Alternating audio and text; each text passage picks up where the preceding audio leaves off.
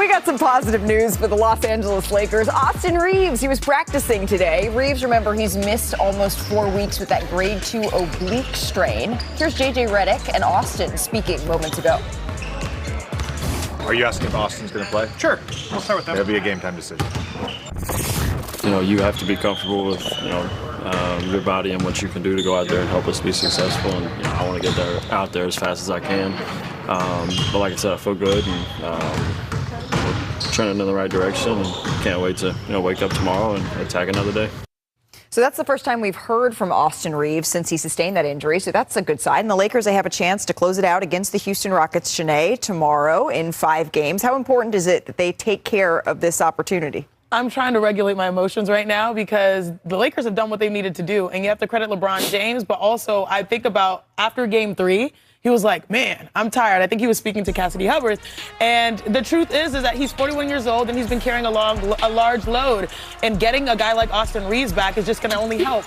And so for Houston, the good thing is that they found their heart, they found their intensity, but when you get more talent like this back, it's just going to be harder for you to try to extend the series. Shump is crying, literally.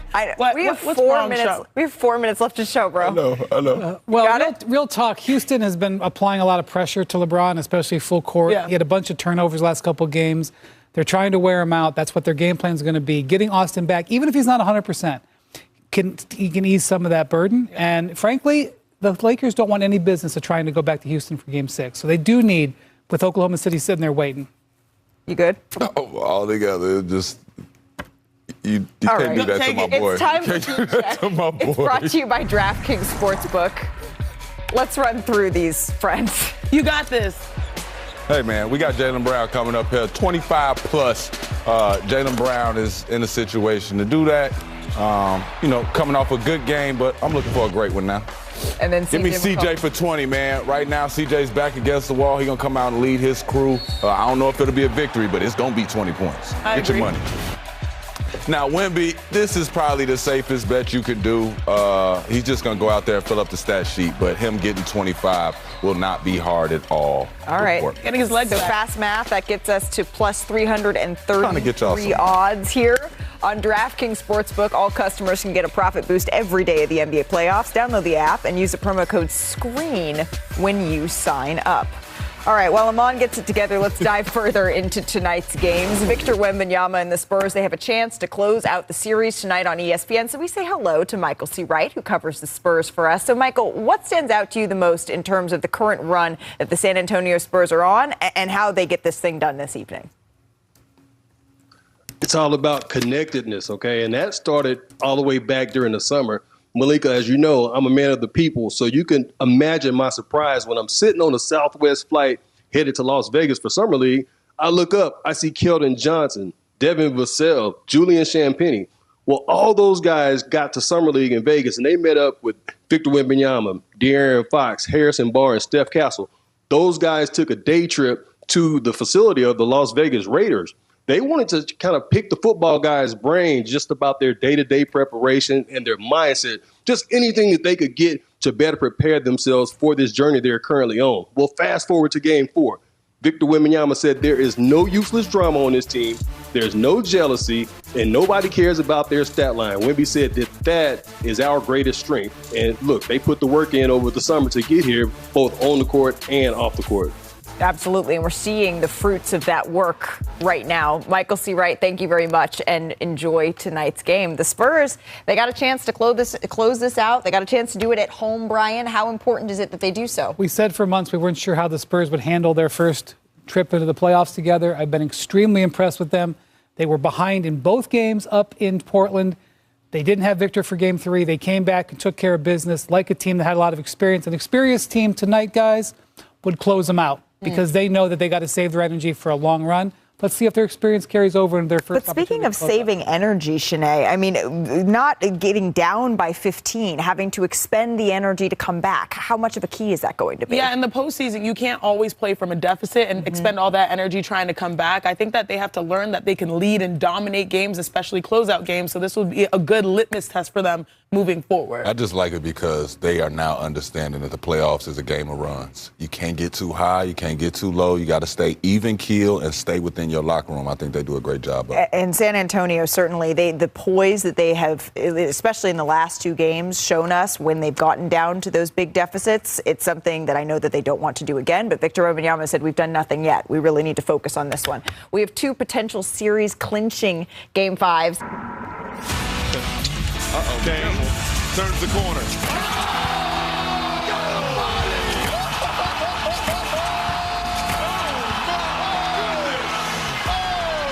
America, now you know Jamal Cain. Coming up on NBA Today, the Magic deliver another blow to the 1 seed. So can the Pistons get up off the mat?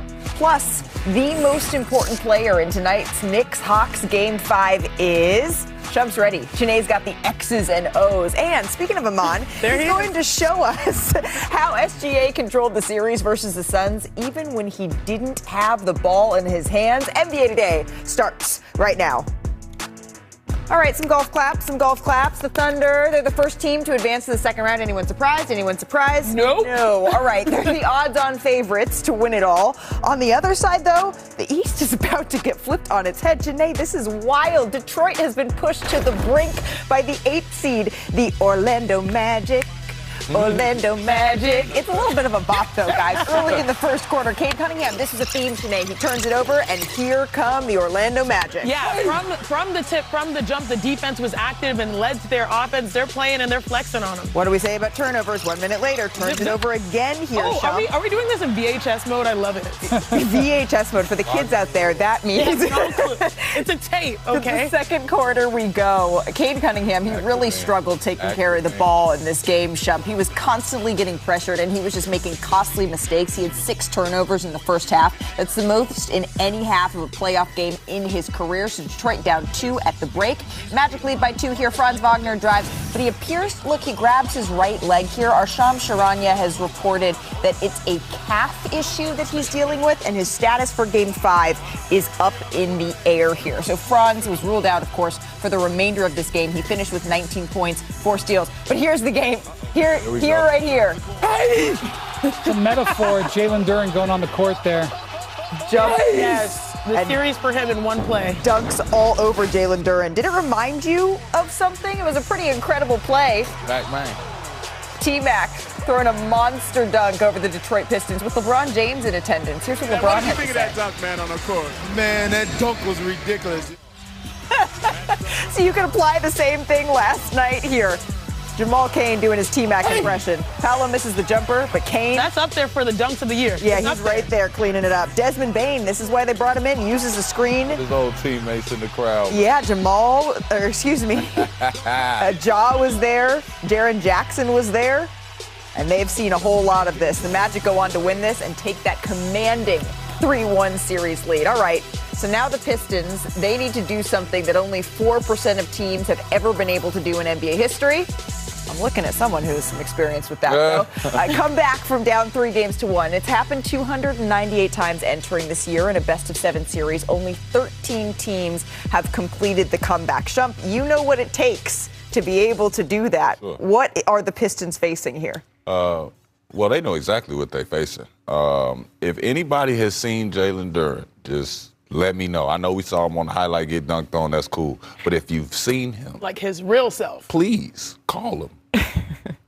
Page him, text him, something. But you've been the first to say that it's not just, we know that Jalen Duren isn't someone who necessarily creates for himself. When Cade Cunningham is turning the ball over Chiney and struggling like that, it makes it incredibly hard for Duren to get going. The Detroit Pistons right now are one-dimensional, and they all know that their offense, their hub is Cade Cunningham, but he's had 24 turnovers over the last 3 games, the most in a 3-game span in the postseason since we started tracking. And when Cade is turning the ball over, who's his number 1 recipient? It's Jalen Duren. And we see similar instances throughout the playoffs. It's like New York not getting the ball to Cat. Like, these guys need to be fed. Yeah. And when he's not getting those shots, it just makes him so much easier to scheme against. Yeah, I need them to be able to feature him in a number of ways. Right now, they're only able to feature him if it's a home run pass from Cade. Cade's got to be able to bat singles. That's what we used to say on the court. Bat singles instead of trying to make the home run play every time. You should be able to pitch ahead to the side and trust that they can hit the roller. Something like that. But right now, it's dribble, dribble, dribble. If he can make the home run, it's going to be a bucket. Otherwise, you're not involved at all. And like you said, Cade is an All-NBA player. And what we celebrated over the course of the regular season, Wendy, was that his pace, he dictates it. But also the pace is now telestrating the passes. Like the first play of the game, they tried to get it to Jalen Duren on a bounce pass. And it was just like everyone knew. They converged, the defense. It's too easy to read at this level. They have no incentive to cover the Pistons on the outside. Okay, when you watch the Pistons play offense, sometimes it takes 15 seconds for them to get the ball inside the three-point line. And that will happen 2, 3, 4 times in a row. When you have a collapse, and we're on the verge of a historic collapse here because we've only seen the 8th seed beat the 1 seed a handful of times ever in the 7-game best-of-7 era, okay? When you see a collapse, it requires several different things to come together. And let's acknowledge that the Magic are playing excellent defense. They are playing high-level intensity, confident, on a string together defense. Right. But it's also the fact that the Pistons' weakness, which is that they can't spread the floor and they don't have multiple ball handlers, is crashing down on them. There's 4 guys standing in the paint watching Cade Cunningham try to run into that wall. It's not working. But they're also getting punked, though. Because that's what I'm saying. The whole year, Detroit has been physical. They've been in your face. They will send multiple defenders at you. Yeah, all of a sudden, it's like, where are the big eyes coming from? Where's all these 50-50 balls that's laying around? You see 3, 4 Magic players flying on the floor. Where's that? I just want to know where it's at. The whole year I was confident in y'all. Y'all go out here now and it's like everybody looking around and looking to be saved. It ain't no cake coming. Well, the Magic are also in 2026 defeating a playoff team by scoring 94 points and only shooting 33% from the field. But again, it's a how bad do you want it on a possession-by-possession basis. And I was looking at this, and you look at the seeds. Seeds don't matter in this instance because the playoffs are more so about matchups. If you take Paolo Banchero and Cade Cunningham, they're very similar physically. They bring the ball up, they can score and create for themselves. Now you remove that. Let's say that's neutralized. The second tier is outplaying the Orlando Magic. That second tier is outplaying Detroit's second tier. Tobias Harris and I are in the same class. McDonald's All-American in 2010. He's trying. He's trying, but he's giving you max effort. Outside of Tobias and Jalen Duren, there's not much to hold your hat on offensively, whereas we're seeing the best version finally. The money is working for Desmond Bane. Franz, I know he's out, but he's someone that can bring the ball up. They have more variety, whereas the Detroit Pistons are very one-dimensional. Well, it's not done yet, but it's getting pretty close. Pistons fans are looking to avoid history here. Hey, but if they do... If they do, hats off, right? I just didn't want them to have to play the Knicks. You know, the Knicks couldn't figure Detroit out. But Orlando, if y'all gonna do it for us, go figure that out. Let's take a walk down memory lane here. The last 1 seed to go down 3-1 in a first-round series, it was the Bucks. Remember that 56-point eruption from Jimmy Butler in Game 4? So the Heat, they went on to beat the Bucks in 5 games on the way to the NBA Finals in the bubble. Now, Detroit is the third 60-win team to go down 3 games to 1. Yep. The 2011 Spurs, the Grizzlies, and the 2007 Mavs against who? Oh, yeah, it was the We Believe Warriors. Both of those teams, they were eventually eliminated by the 18s. But how about some hope, right? Please. The Pistons, the last ones to rally.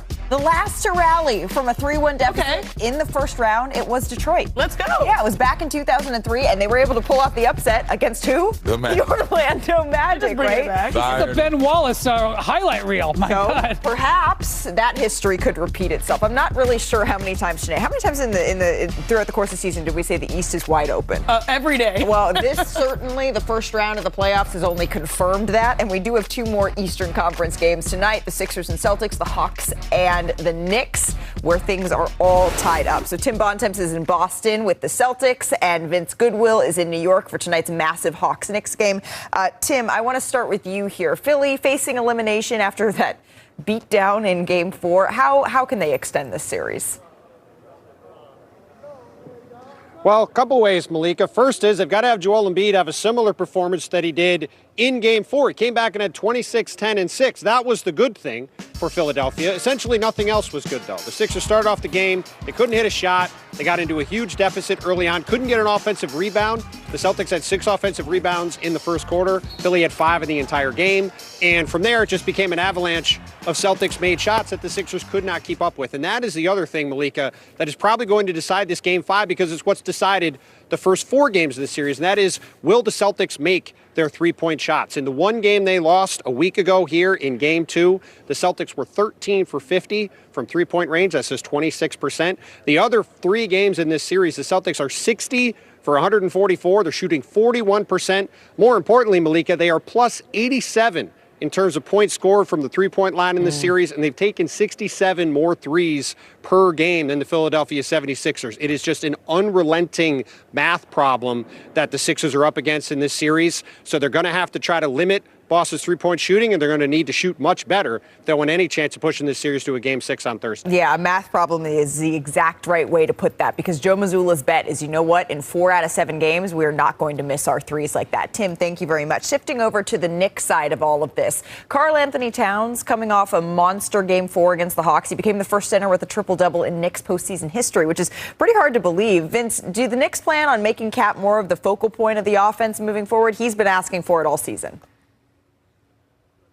Malika, it's been the question that we've all been asking about, is the usage of Karl Anthony Towns and why it seemed to have dipped this season under Mike Brown compared to Tom Thibodeau. And it didn't seem like Game 4 was even by design. When we asked Mike Brown about it after the game, he said it just so happened to flow that way, which means a lot of that was initiated by Karl Anthony Towns. OG Anunoby was a recipient of 5 of those 10 assists, which is why OG Anunoby is second on the team in scoring. Karl Anthony Towns is 3rd in shot attempts, 3rd in scoring, and yet he's playing the most efficient basketball of his playoff career to this point, 21, 10, and 5, even matching Jalen Brunson with assists. The important thing tonight, though, Malika, Jalen Brunson, for one, coming off of that ankle injury, he tweaked it a little bit in Game 4, and he has not had a Jalen Brunson breakout game. We know he's capable of it. It could probably happen in Game 5 or Game 6. We have the evidence from last season. And I'm curious to see whether or not the Hawks here keep a Okongwu on Karl Anthony Towns, or if they're going to let him free safety a little bit more on Josh Hart, because we have not seen that adjustment yet. And Cat had that huge game. Vince, Tim, thank you very much. Enjoy tonight's games. They should be fun.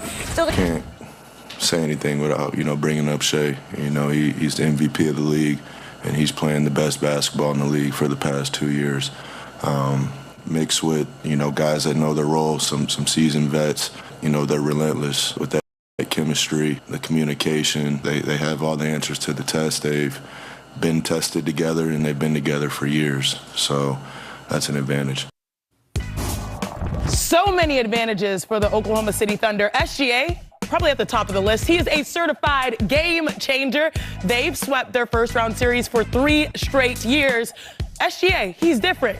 We talk about sweeps. Are you down? Come on, man. There she go. Come on, you got it. There she go, man. Sweeps are out in SGA, y'all. His gravitational pull. It's not Steph Curry's limitless range when you think about three-point shots or Victor's defensive force field. It's actually SGA. He got the sweep because he warps the mid-range. For me, I'm going to start with the passes because he leads to a lot of hockey assists. It's the NBA playoffs, also NHL playoffs. The double team comes. He gets a nice little short roll here from Hartenstein. This is the hockey assist. It's a good to great.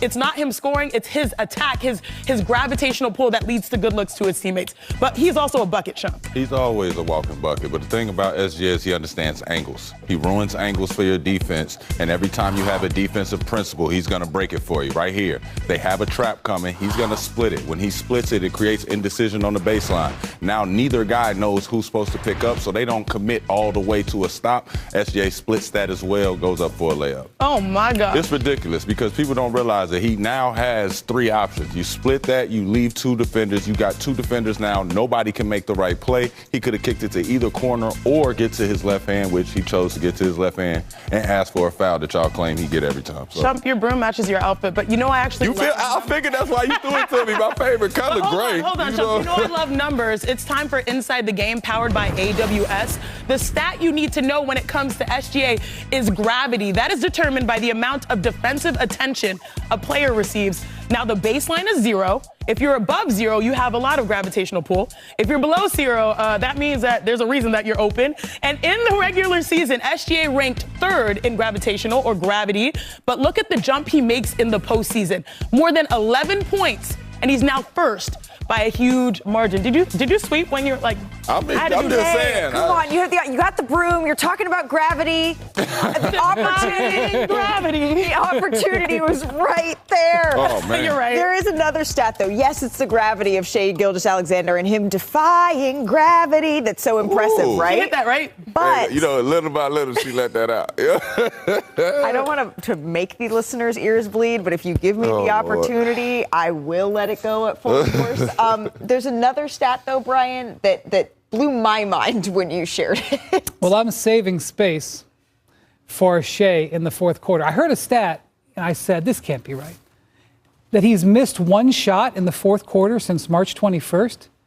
That's a good day. In 38 days ago. It's my birthday. Happy belated. Now, granted, let's just real quick. It's only 7 games. I say only because they had some time off and he missed some fourth quarters. Sure, and but still. Good God, what are you going to do about that? 17-18 his last 7 games in the fourth quarter, and I just want to remind everybody, they're throwing their whole defense at him. It's not like he's standing over there by himself. The whole thing is set up to stop him. 17 out of 18 in the fourth quarter since March 21st. Which is remarkable. I mean, that's why people are talking about him with such reverence, like we see Devin Booker. They may not talk about him before the series out of, competition, but after the series, the truth comes out. To think about him being who he is, being an MVP, knowing that the defense is coming at him, and for him to be able to bat singles and not make the home run pass every time speaks volumes, though, because most guys like that is like, I need to keep my stat line up. Yeah. I need to keep the pressure on them to make sure that I'm this or I'm that. He could care less. It's all winning and all calculated. As far as he's concerned, if he drew a double team, he did his job. He can pick how he wants to beat you. We saw without J-Dub, he went for 40+. He only missed 3 shots in the game. And then the next game, he's like, I'm going to feed my teammates. And for those who are wondering, this is what, Director Matt, is it Matt today? This is what an African broom looks like. There she go. Okay, that's it. Go. Sweeps are out. All right, well, we're going to get one and keep it here in studio. They await the winners of the Houston Rockets and the Los Angeles Lakers. Nikola Jokic, I mean, he messed around and got a monster triple-double. And the Nuggets, they staved off elimination against the shorthanded Timberwolves. Here's how it happened. Remember, no Anthony Edwards, no Dante DiVincenzo in this one. How can we forget? Today was a good day. Yeah, Jokic, nice little fake out to Brown, jams it home. And a spin move. And a spin move. Woo. Final seconds of the second quarter here. He's angry about that. Jokic. Oh, yeah, this shot, the rim. He said we was talking too much. We was talking too much about Rudy Gobert. He didn't like that. Yeah. You see how it went through the net? He didn't like it. Did it make that noise? It did in my head. To the third quarter we go. Midway through. Watch Jokic again here. Jokic looks under the basket to where he wants Jamal Murray to cut. And then, of course, it's telepathy here, Shanae. So clean, their connection, elite. Nice pass, of course. And this was on display all night long. Under 2 minutes left in the third quarter. Jokic, a little bounce pass here. Christian Brown. Drop spin on the pass. Nuggets had 35 assists. It's their most in a playoff game since 1985. That spin was crazy. It went to the side. Right. And then Spencer Jones pokes the ball away. Jamal Murray. Get up. Coast to coast. Get up. High altitude play there. That was too funny. With time expiring here. I'm just like, come on now. I love that because he softened it up. I think that there was a lot of tension. The refs were probably worried. He softened it up for the NBA, let them know, we still having fun. Denver gets the win, 125-113. Whose definition of fun? I was like, excuse me. Sure, Nicola's. And Nikola was having fun. He was able to pick up his play finally against Rudy Gobert after really struggling in the first 4 meetings. Jokic got his 20th career playoff triple-double and made half of his attempts against Gobert in Game 5 after converting on just 33% in those previous games. So Denver was rolling. They were rolling on both ends of the floor. We mentioned the 35 assists. They also had 16 steals in this game. That's their most in a playoff game in franchise history. So does it feel, Brian, like all of a sudden, yes, the Timberwolves are still up in this series, but the Denver's in the driver's seat? They are now favored in this series, and they're favored by 6.5 points. In this series. Yeah, by a little bit. And they're favored by 6.5 points in a road elimination game. I can't say I've ever remembered that. So here's what I think. Look, I think this game coming up in Game 6, this is the Wolves Super Bowl. Because I don't know who's going to come back. I don't know what they might have in the next round. I know that they hate the Nuggets. And I know that they may not have all their soldiers in the next round, but they want to kill off the Denver season. Yep. And look, and it was ugly. And obviously the Nuggets offense was way back, and there's a lot of different reasons for that, the turnovers. But I do think the second half that Minnesota played, they basically played them, even in the second half. Randall had a big game, and they can look at maybe eliminating some of those turnovers. I think they believe that they could pull out Game 6. That was my biggest takeaway, that Julius Randle is alive. Like, he's doing well. I saw, yes, Denver felt like they were throwing heavier punches, and I get that. Basketball is a game of runs. We figured without their starting backcourt, Minnesota would struggle in that department. Totally understand that. But like you were saying, once they finally got it rolling, I felt like the passion was there from Julius Randle. Like, you need that from your next guy that's supposed to step up. I don't think anybody else is supposed to come out of character for that team, but I do think Julius Randle can morph into what they need him to morph into so that they can close out in Game 6. Scouting reports, though, without Anthony Edwards and without Dante DiVincenzo, they adjust. You know what it's like. You can be a spark plug off the bench like Adesumo has been. Mm-hmm. He still was good. When you talk about that second half, he was good. He found the bottom of the bucket a number of times. But still, it's going to be an uphill battle, even if they're at home. And to me, for the Nuggets, there's no excuse. You have two of the top players in basketball. You have two all-stars. You have Jokic coming off of his best game. And he was in full control. Now, it was not his perfect game offensively, but again, like we talk about the hockey assists early with SGA, the hockey assist from Jokic. When he chooses to pass and his teammates, like the difference is he has a transformative power where based off of his passing, he can take a role player like Cam Johnson, he can take a role player like Spencer Jones and make them have all-star level production. Right. That's the power of his passing. He's missing out on Aaron Gordon, too, because we haven't talked about that enough, but Aaron Gordon is a huge piece to this team. He's done a whole lot of things. Right, and that's a factor, and he's probably not going to be able to play Game 6. Without a doubt. This is so unusual that a team that is up 3-1 is going to operate in a world without any expectation. So that can be a dangerous team. Because if Denver gets behind in that game, in that environment, you can snowball on them a little bit. But at the same time, you have to imagine that this game, going back to Minnesota, where they have home court, there is some, maybe not pressure, but at least awareness and acknowledgement. They don't want this thing to go back to Denver. If it go back to Denver, it's over. So now the series, it shifts back to Minnesota, and we will see how that shakes out. But we turn now to a developing story that we're following here on NBA Today. Former NBA player and assistant coach Damon Jones, he pled guilty in federal court today. He became the first defendant to do so. Now, Jones admitted to using insider information tied to his NBA relationships, including information involving LeBron James and Anthony Davis, as part of a conspiracy to defraud sportsbooks. And sentencing is in early 2027. So for more, we bring in our ESPN legal analyst, Ryan Smith. Ryan, how significant is it that Jones pleaded guilty and that he is the first here to do so? It's significant because he's involved in both cases, and that makes him incredibly important to this situation. He got up in court and admitted not only his role in the sports gambling case, but he also admitted to being a face card in the poker rigging case, to bringing in marks, and even admitting that he knew the scheme, he knew what was going on, and he knew that there were victims in this case. And that becomes incredibly important for prosecutors. It validates their entire case.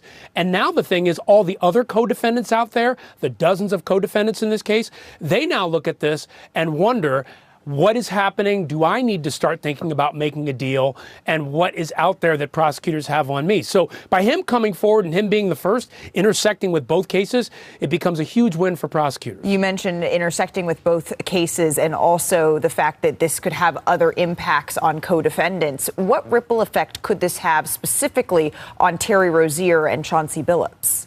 Yeah, Malika, these things tend to have a domino effect. So when one person comes forward, others start thinking about coming forward. And the primary thing ends up being, well, what will others say about me? And if I wait too long, will I end up with a worse deal? It tends to be that the longer you wait, the worse the deals get. So if you talk about somebody like Terry Rozier and Chauncey Billups, both have pled not guilty, both have seemingly not shown a willingness to do plea deals. I think no matter what, you have to wonder, what will others coming forward perhaps say about me? I think Chauncey Billups and Terry Rozier have been very clear about how they've not done anything wrong. They've tried to say that through their lawyers.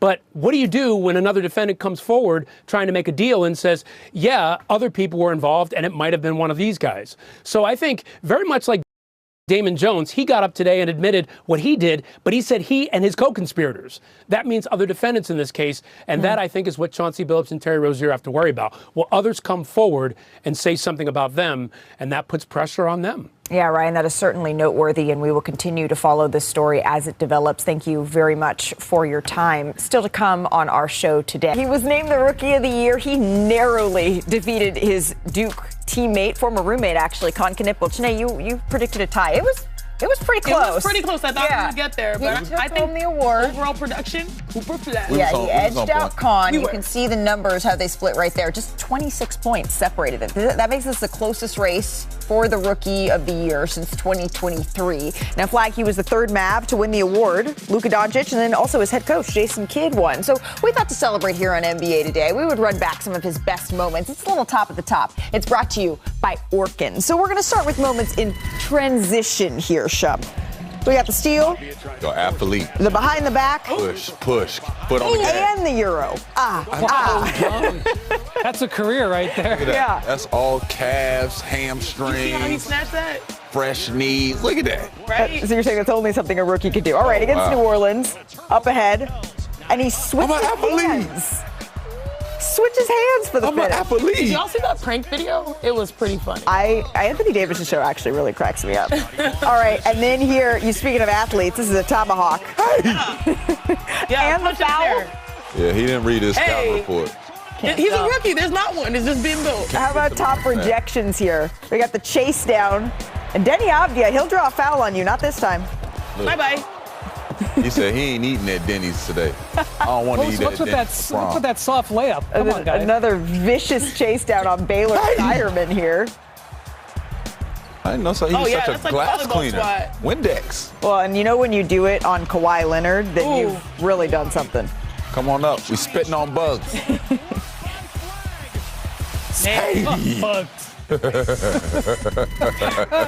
Finally, top posters. Just right down the lane here and hammering over for Brooke Lopez. What are we doing? Stay away, bro. Brooke just keeps it moving. I'm okay. It's hilarious. Get to the next play, bro. This game was awesome, too. The Moose not loose on that play. That's what you do, man. People jam you up with pressure. That's how you break pressure. Lastly, we're talking a lot about Denver these days. Through the defense. Look at in that the wipe face. on. Look at that wipe. Spencer Jones there. Wipe. Get off me. Stop touching me, yo. Hey!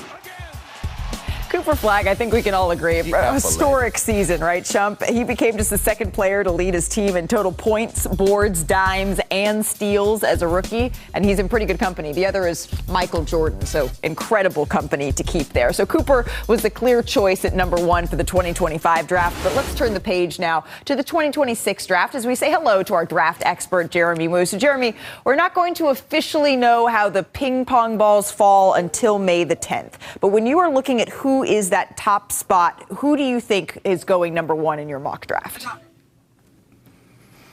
Well, Malika, right now, all signs are pointing to A.J. Debonsa sort of separating himself a little bit as the favorite going into lottery night. Now, this is something he earned over the course of the year. You know, teams have told me the way he developed just in season from November all the way to the Big 12 tournament. Just night and day, just how much better he got as a decision maker, looking like the type of guy you can really anchor your offense to. Yeah. Excellent athlete, has always been in the mix, but really sort of took a step in season. I think that helps him a ton. And does that step that he took in season, does that make him, do you think, the consensus number one pick in this draft, or is there still some debate at the top? I still think it's a debate. I mean, this is something that, all season I've talked about with people around the NBA, and it's a fun conversation because it is such a good draft, right? It points to how much talent there is. There's still people who love Darren Peterson and still people who love Cam Boozer, and Caleb Wilson has made, a push in that top four, and, Darius Acuff had a huge finish of the season. So, all these guys, people love these guys, but I think AJ is right now sort of the safest pick, I think is what people think. He's the easiest choice with the way things are shaped up. The safest pick, the easiest choice. That's very interesting. But you mentioned Darren Peterson. What at this point are our teams saying about Peterson? Well, the main thing to know with Darren, in season, there was a lot of talk about, does he love basketball? I don't think that's the issue. I think teams, they're doing this extra digging, figuring out what happened this season at Kansas. I don't think anyone questions that he's a worker, that he loves basketball. The talent is pretty hard to argue with when he's got it going. The real question for Peterson is just going to be what comes out of the combine. What do NBA teams learn from his medicals? How does he handle these interviews? They're going to want to know what happened this season. And, how he handles this piece of the process will be big because he's the type of talent where you get him in a workout, say you win the lottery and you bring him in and he shoots the lights out and maybe you're like, oh man, maybe this is a harder call than we thought. So again, it's a really, really big month for him coming up, but still in that mix for number one. And there is just such a depth to this draft class that is coming up here in June. Hey, something that people around the league are paying attention to here, right? The Thunder hold the Clippers pick, right? And that pick, it could jump all the way up to a top 4 pick, which is terrifying for the rest of the league. But they have an 86% chance to be at 12. So what kind of talent could the Thunder be looking to add if that's where they land? Well, it's going to be interesting what happens with OKC. They have number 12. They have number 17. They might only have one roster spot open. So they'll try to consolidate and maybe try to move up. But does anyone want to be the team that trades back to help the Thunder? I don't know the answer to that, right? So, look at number 12. I mean, I like both Michigan guys here. Yaxel Lindeborg is one who I have in my mock. A guy who's ready to play in the NBA right now, can give them rotation depth, can play multiple positions, can handle the ball, can knock down shots, prove that down the stretch, and led Michigan to the title.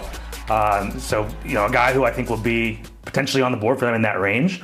Another guy I like as a fit is Adai Mara, his 7'2" teammate at Michigan. Just thinking about, building this Thunder team out moving forward, you have to go through Wemby for a decade maybe, right? So who better, you get the biggest, most skilled guy in the draft, you pair him with Chet, and you have these supersized, super skilled lineups. Maybe that's a look that they think about. So it's another candidate for number 12 I'm curious about. Yeah, I wouldn't say they're looking to find another Wemby stopper, but someone to slow down and help slow down Victor Wembanyama. Jeremy Wu, thank you very much for your time. We're going to see you coming up at the Combine in just 2 weeks. And the teams that have the best odds to land that all-important top pick, just a reminder, they're the Wizards, the Pacers, the Nets, and then the Jazz and the Kings. They each have an 11% chance as well, but the entire lottery, we will know how the ping pong balls fall on May the 10th. We went through the mud for this one. It was a 53-point victory. None of us saw this coming. You have to move on. Here we go! From 500 to the finals. Asia Wilson with .1 to go! Playoff basketball moments, those are the moments that you live for. That's 3 of a kind WNBA champions for the 3rd time in 4 years. A dynasty declared. It's media day for the champs, and one question that everyone wanted answered. Ooh, red or green?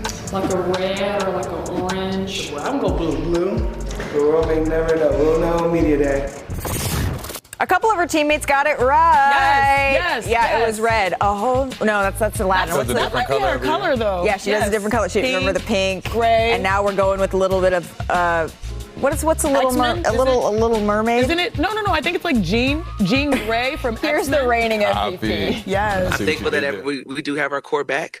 At the same time, I love the newbies, the rookies that we've added. I think they're key pieces into how we're going to operate it moving forward, but also not getting outside of our standards. So I think it's just a standard. Not a lot of communication was between us that was like, oh, we're going to hold hands and do this together.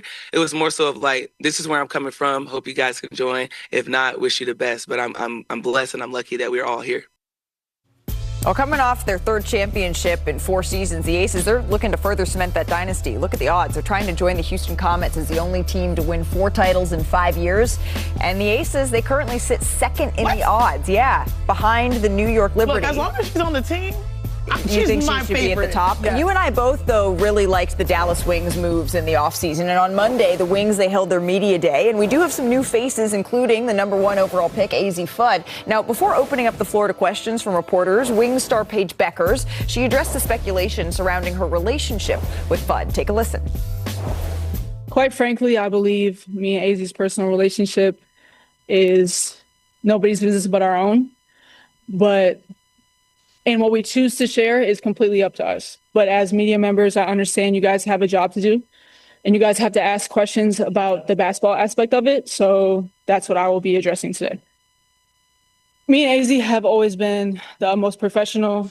We've always conducted ourselves as such.